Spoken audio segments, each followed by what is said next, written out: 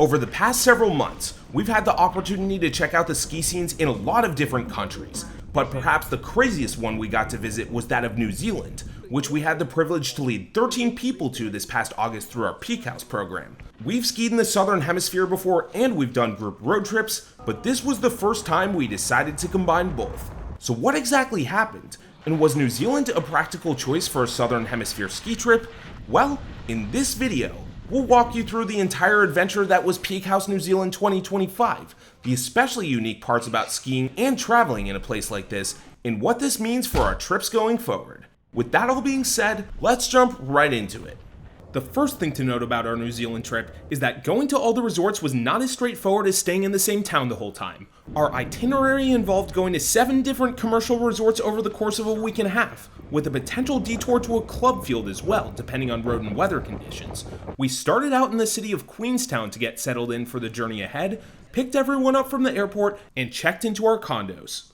And took a bit of time to walk around the city and just soak in the beauty. Pretty cool, huh? Yeah. But it's important to note that the day we arrived in Queenstown was a Friday, and if you know anything about Queenstown on a Friday night, you'll know that our timing gave us the opportunity to start out the trip with a perfect party, and that's night skiing. What are we doing tonight, boys? Night skiing. Skiing! We made the drive up to the slopes, and it turned out the scene was so popular that we had to settle for overflow parking. And then, when we tried to get on the shuttle bus, this happened. But do you want to tell everyone what just happened? Well, the bus drove by, and we wanted to get on it, but there was no room. But as we made the hike up from the parking lot to the slopes, we bore witness to an absolutely incredible sunset that honestly did to a certain extent make up for the extra walking we had to do. Finally, after getting our tickets and gear sorted out, it was time to get on the slopes for the first time. For many of us, for the first time ever in the Southern Hemisphere. Good night. How you guys feeling for the first run of the night and the trip? Yeah, well, Ready to go. Happy to be back in our belt. and it was good stuff, right? But it quickly became clear the crowds from the parking lot would continue to the lift lines. Looks like they have some good bump terrain forming there. I like that. It's hard to see people. I know, I'm gonna switch my visors out when I get to the bottom. Some clear ones. I didn't realize that got so dark. But when we actually got to the top, we got a view of the skyline just as the sun was fully setting. And we also figured something out. The lift we were lapping was a gondola, with a completely separate line for the gondola cabins than the chairs. While there were fewer gondola cars than chair carriers, we decided it was worth a test to try to beat the line. And, wouldn't you believe it, we completely avoided waiting at all. That's a cheat code for the line here. No, seriously. And we got a warm escape from the elements to boot. We did a few more laps and got a few inventive pictures. Oh my god. Oh my god. This guy's really doing a doctorate in pictures on this peak. It's hard with the drum. Alright, I got 5 pictures. And then we decided to call it a night and head back home. And we actually got to ride the shuttle bus this time. What's up, squad? You comfy back here? We got home to the condos for a late night sandwich dinner. While we get going on that piece of toast. You're finally at a loss of words. Got some rest, and got up the next morning for our first official ski day. This time again at, you guessed it, Coronet Peak. So it is your first official day skiing and riding at PeakHouse New Zealand. How are you guys feeling? Great, ready to go. Very stoked. Very stoked. We're gonna have a lot of fun. Now this was a beautiful sunny day, which lent itself to the absolutely phenomenal views we were now able to see in full force. Whoa. But also some drier conditions than one might typically want. Definitely a different vibe than anywhere else I've ever skied. Okay, so it was clear the mountain could benefit from a fresh snow dump, but it was admittedly cool to be skiing alongside patches of grass of all things. But then we got down to the first T-bar of the trip, and all of a sudden we had a mishap. Thank you. Oh no! Well, we gotta figure out the adhesive. Luckily, we had a good Samaritan who followed behind. We got some more cruiser laps in after that, and it was becoming more and more clear just how exotically beautiful at least this New Zealand ski resort was. But then we got bored. All right, you guys ready? Yeah, we're debating whether to walk. Oh, I'm not opposed. It looks like it'd be really good view. And so, our first official hike of the New Zealand trip began. And also ended pretty quickly, too. But we got a pretty incredible view. Look at the shape of the mountains here. It's all the erosion. And then, it was time to ski down some more interesting off-piste. But it quickly became clear that the path of least resistance would be getting the heck out of there. Although one of our group did decide to send it further down the line. I think the route Isaac chose was interesting. We weren't gonna leave a man behind, but we had to wait quite a few minutes before we saw him again. Oh boy. There he is. A little more hiking than I wanted, but it's okay. If you want to do the fun lines, you gotta hike sometimes. After that adventure, it was as good a time as ever to stop in for a break. Try. Get in. I don't know, I can't. Josh's goal was to make a boy band photo, basically. Should we do a structural test? But after lunch, it became clear the slopes were getting skied off. We don't like the ice. Yeah. I mean, I don't mind the ice. It's just that you know, I've skied ice all my life, I was just saying, and it comes out of nowhere. Whoa! That's all ice Oh right boy. there. We also found a couple more cool slots to hit. Sam, give us the outlook. I imagine it is going to be very icy, but I do want to get some B-roll of this snowmaking pond, so I'm going to do it. Woo.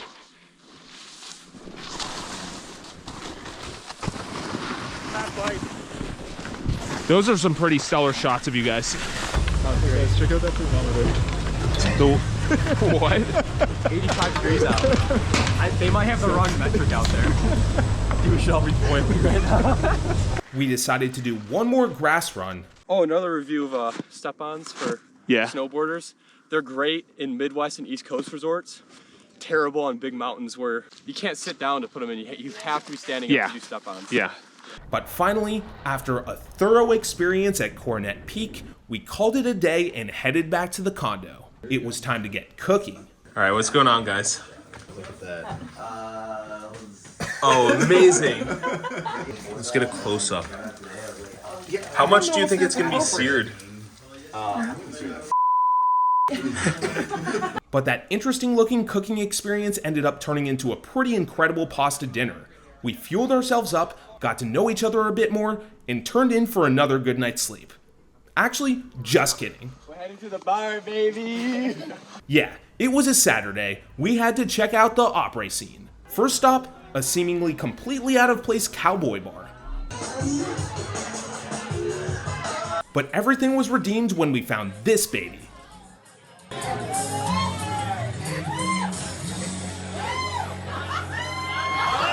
Okay, so we did eventually go home and get some sleep so we could get up on time for day 2.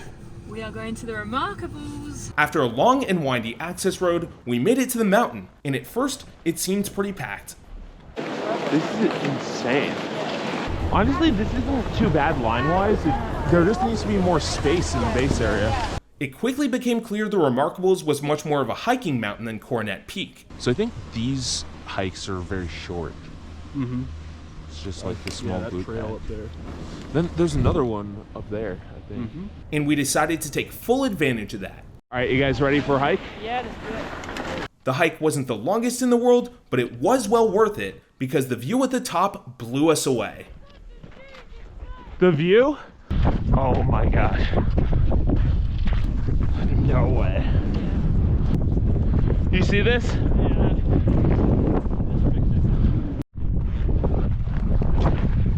But now we had to get down. And because of the low tide snow conditions, doing that wasn't going to be as easy as it first looked. All right, you comfortable to do a jump? It's either jump or take your skis off, so. Woo. Whoa. Nice. It was way smoother than me. The rest of that drop was pretty good, all things considered, with some soft but untouched powder turns. And then we started to realize how low tide the conditions on our trip really were. That is wild. That is normally a trail. We did a little bit more cruising around, and now's a good time to mention that one of our tripgoers decided to bring out a snow kite on this trip. It was about here that we actually caught him in action. But it wasn't long before we decided to embark on hike number 2. Hiker gang, this way. That boot pack? Yeah. For some of the people in our group, it was their first hiking boot pack ever. But for a hike with that much sustained vertical, they took it like a champ. You said this is a first for you? First time hiking up like this. Just spoiled with lifts usually. Oh yeah. You've never done a hike before? No. And after about 15 minutes, we made it to our stopping point. Good job, guys. But then, we decided we were going to venture on just a bit further to the summit. We finally made it to the top to see the Coronet Peak backside, paired with a professional analysis of what would happen if we sent it. So the f you do if you go down that valley? You have a mile hike back? That's the fun. With what looked like an interesting traverse to the right, the group was not planning to settle for a line as straightforward as the bowl below us. So I would strap in here if we want to do the shoot. If we don't, there is a dirt patch here. So I think we should make a decision on whether we want to do the shoot or if we want to keep going. And so, we kept going. Whoa. Moss. It's like firm and crunchy. Weird. Oh yeah. Some very delicate boot packing and traversing later, we finally found our line.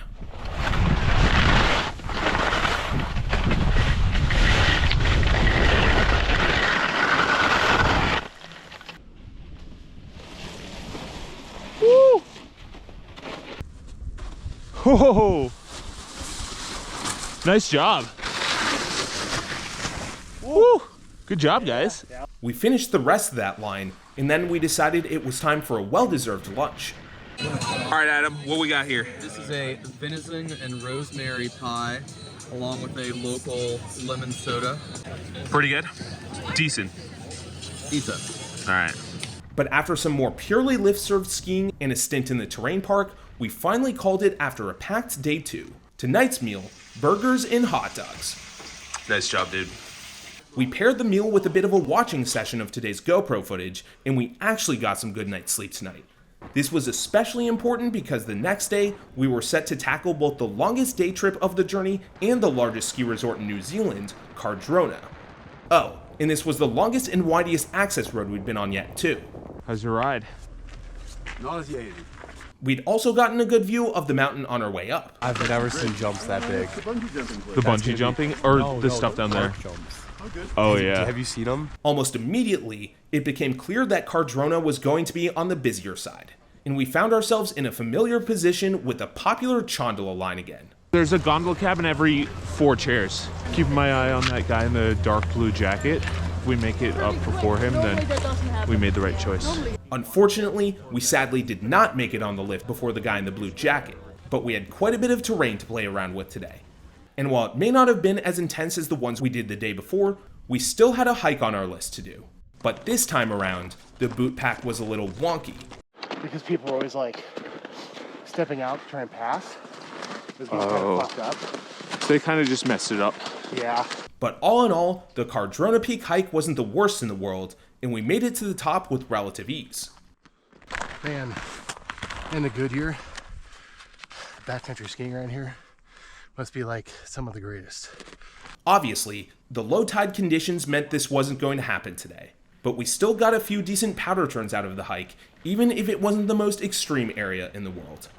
We did also make it down to the lift surf stuff eventually, and some of the conditions in this area were decidedly thin cover. Yeah, how'd that dirt feel on you? You know, I'm not much of an East Coast skier, so it was a brand new experience. But then, our attention turned to the terrain park. Oh my god. Whoa. And then, we got another great view when the lift stopped. That's nice. See the guys looking to balance. We then learned that Cardrona's park was going to be a big milestone for some of us. Yeah, so I've never ridden a half pipe before. Okay, this is gonna be fun. Are any in Michigan? And so, we made our way to the first half pipe of our trip.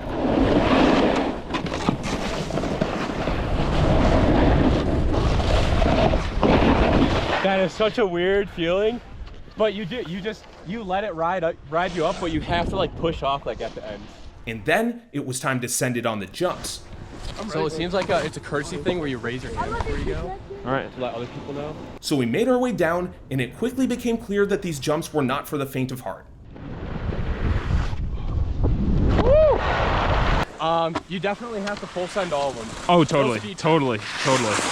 The end of the day was a bit more casual, and we actually found some nice shaded snow to play around in. Yeah, it's nice and snowy down here. Oh! Oh! Oh, man. You all right? Yep. But then, after checking our bases with some unfortunate results... It was a great hike. Fought some sharks. Sharks won. All right. Can you guys point out exactly what... that? Oh, my God. That's worse than I thought. We headed back to the cars for a 90-minute drive home that ended up being 2 hours because we got stuck in traffic. But that wasn't going to get our spirits down because it was our final night in Queenstown before the travel got much more intense. And with the occasion, we decided to treat ourselves to a nice dinner. The next morning, our team woke up early to make people sandwiches for the road. It was going to be a big day. First off, checking out of the Queenstown condos, then a 2-hour drive to Treble Cone to check off the last commercial ski resort in this area of the country. Yeah, this is probably the steepest road, would you agree?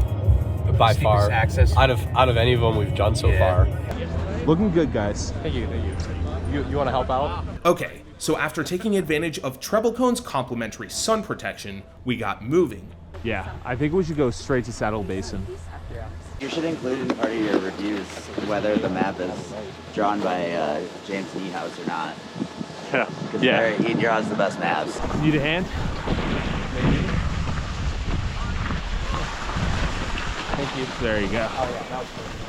On the first run, it was immediately clear that Treble Cone had some amazing terrain, but it was also clear that the 4th day of sun in a row was wearing on the slopes. Definitely very not crushed snow. So in order to get some better conditions, we decided to turn to, you guessed it, hiking again.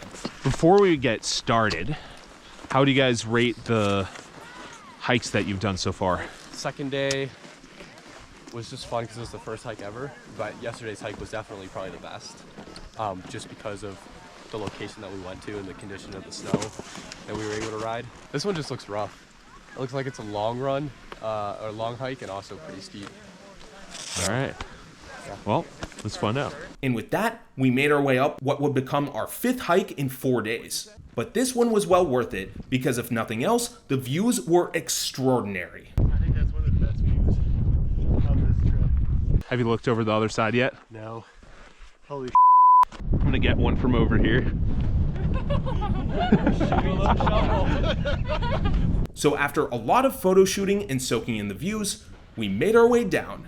And then we found ourselves in a nice gully.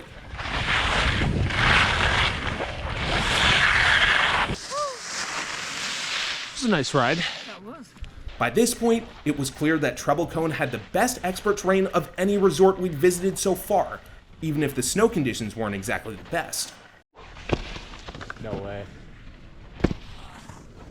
That's the vibe here, I guess. This is by far my favourite resort.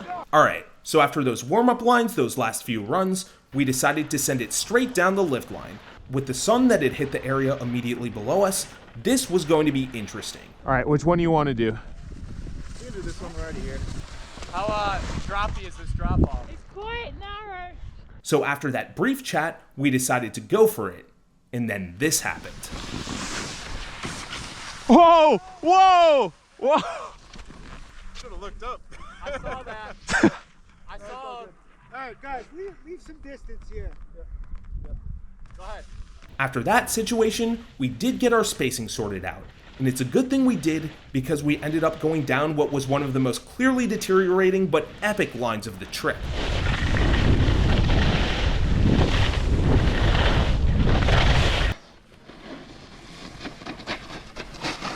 Yeah, Steven. But then, one of our group members got a little bit too overconfident. Oh my gosh. What happened? Yeah, I don't know if those skis are designed for that. No, I don't think they were. But after that decidedly memorable set of runs, it was time to take off.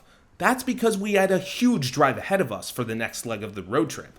I think you deserve your 5-hour ride in the car doing nothing now. I'm done. The next stop was the town of Methven, which was 5 hours away, and we made our way out of Treble Cone for some truly remote New Zealand driving. How are the views so far? That's the important part. Stunning. Stunning. It reminds me of Nebraska, but nice mountains in the background. Nice flat road that goes straight, but we got mountains surrounding us, so a lot better than Nebraska. 5 hours of physically draining driving later, we made it to our second home base in Methven. I wish I could tell you that was the end of the day, but unfortunately, we made the decision of going to this Indian restaurant in downtown Methven.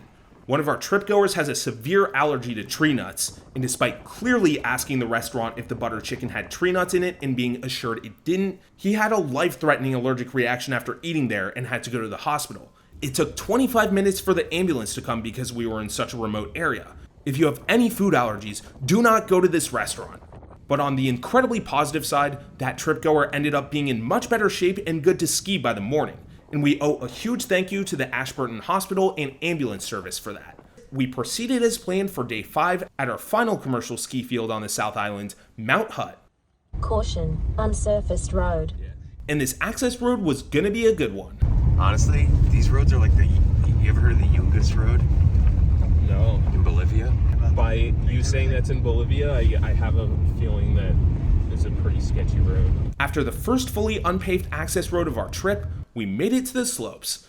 And one thing to note about Mount Hutt is that it is a substantially more exposed ski mountain than the others we'd visited. As we were about to find out, wind would be a significant factor. How's it going? Yeah. But first, a few warm-up laps were warranted after spending so much time in the car the last few days. And it quickly became clear that Mount Hutt's horizon was incredible. You could see more than 6,000 feet below you, and you could even see all the way over to the ocean. Alright, what do you guys think of the view? Not too bad. Really scenic road. How's your mile? Excellent. We got some personality pics up there, I think. What's up, boys? What's up? What up? How's your day been going? Windy. A little wind Definitely shear. on the windy side. It started to become clear just how windblown the mountain was today.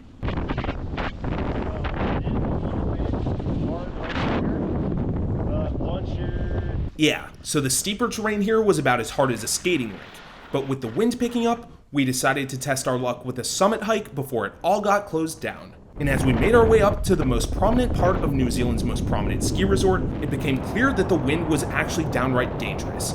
It was blowing so hard, we actually could have been blown off the ridge. If you don't believe me, you can see how insane it was just by looking at our jackets. How normal is this? What? Yeah. It turned out the ski patrollers had come up there to close the hike for the day, and we were the last ones allowed to make it up. But Ski Patrol was not going to help us get our gear on, so it was a team effort to make sure we could strap in without our gear being pushed over the edge.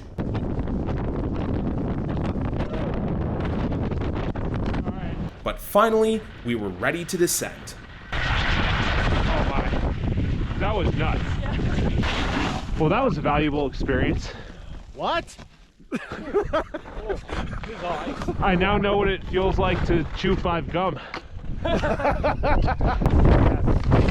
Whoa, alright, it's coming this way. Okay, so we made our way down from that crazy wind, and wouldn't you know, we actually found some fantastic windblown powder. Those are nice! Those are really nice. Wind has its benefits. With the wind picking up, we rushed down to the lift for another lap before they put it on hold. And with the summit still open, we took full advantage to hang out with the wind as much as possible.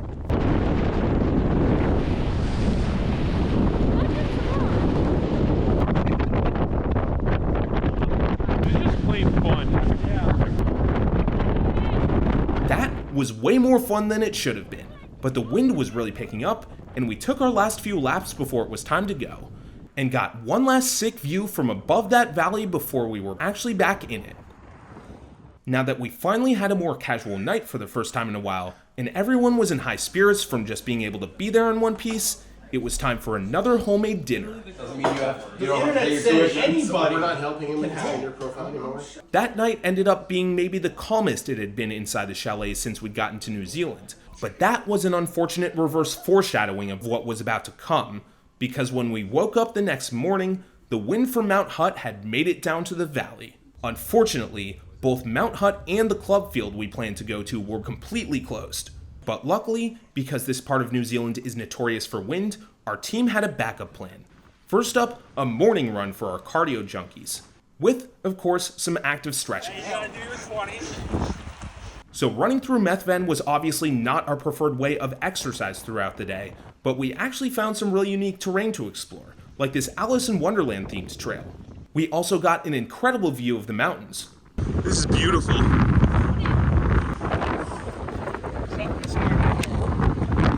But we're not dweebs, and we know that most people don't come on this trip to go running. So before the end of the morning, we made sure to leave for our next activity, exploring the city of Christchurch. First off, a stop at a nature preserve. There were some decidedly exotic birds there. And we did get to see a few iconic kiwis, although they were mostly sleeping. And then, we headed to the pier for a PeakHouse first, a stop at the ocean. When you're in New Zealand, you may as well get your chance to dip your feet into the west coast of the Pacific while you can. And we got a nice reminder of the previous day's skiing with the gusty conditions. And finally, we headed back downtown for a group dinner at a gourmet food market. Pretty good. The next morning, it was time to check out of our Methven condos and head to the airport. But for most of us, that wasn't the end of the trip, because we had some more skiing to do on the North Island of New Zealand. Next up, a 90-minute flight from Christchurch to Auckland. We touched down in Auckland, but then we had to find our way to the rental car shuttle. And as it turned out, the North Island shuttles were not designed for ski gear. We had to put our bags in the van walkway, and then this happened. One more has to go back there. I guess it's probably Billy, go for it. We got 7? Yeah, I think we got 7 people. We got 8 people.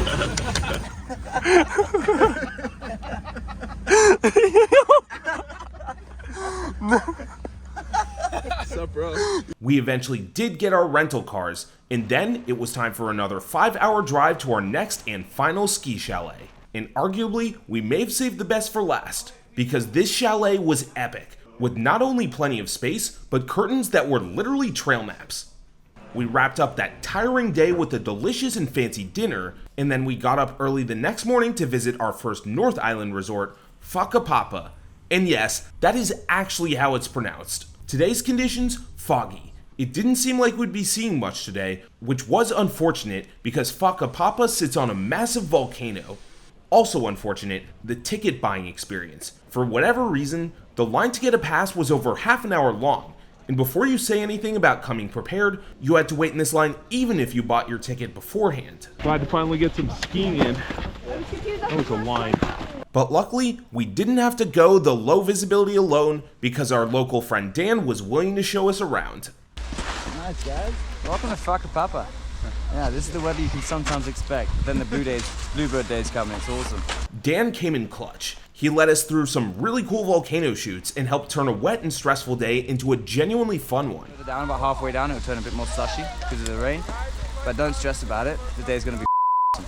We did a bit more low visibility skiing throughout the morning, but the rain was getting kind of uncomfortable, so we did eventually stop in for lunch. Real question. We got to see what the meat pie here is like. It's hot. Pass the temperature. I think so far, this is my favorite of all of the ski resorts. Of course, the visibility returns just as soon as we drove beneath the mountain. If you've skied a temperate volcano before, you'll know this is unfortunately often the case. But when we got back to the chalet, we got a surprise visit from a very special next door neighbor.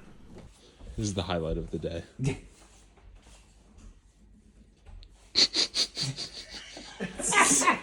Then we took a couple hours to relax. And then it was time for a meal out in town again, a few light games of pool, and a little bit of opera at the house before going back to town for some nightlife. The next morning, we woke up to some good news and some bad news. The good news was our horse friend was still around. The bad news was that the mountains were so windy that all the resorts were closed again. As a result, this was day number 2 where we had to figure out how to kill time. And after a bit of sleeping in, we decided on some indoor rock climbing and a meal out for Chinese. And of course, we had to try some more meat pies.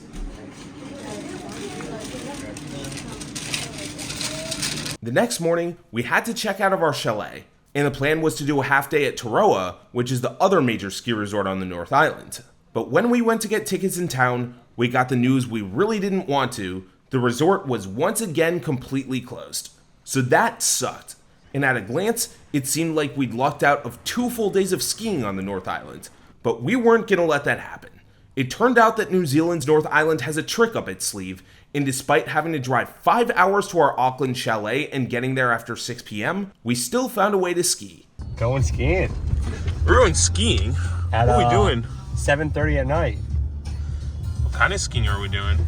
If you hadn't guessed it already, we made our way to go skiing indoors. Need a hand?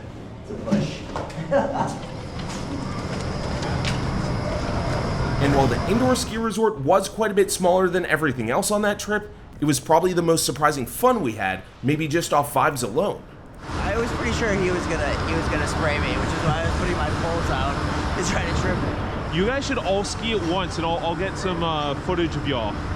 Then you'll have the big mountains in the background. It'll be like nobody knows that we're indoors. You should ski backwards and film us. That's literally what I'm gonna do. They're actually doing this. Oh my god. Oh my god.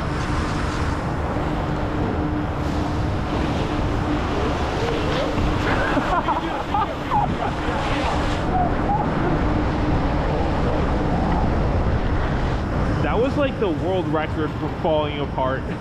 So while our ski line may not have been able to be saved, the spirit of the day certainly was. We got a good night's sleep before making a final stop in downtown Auckland.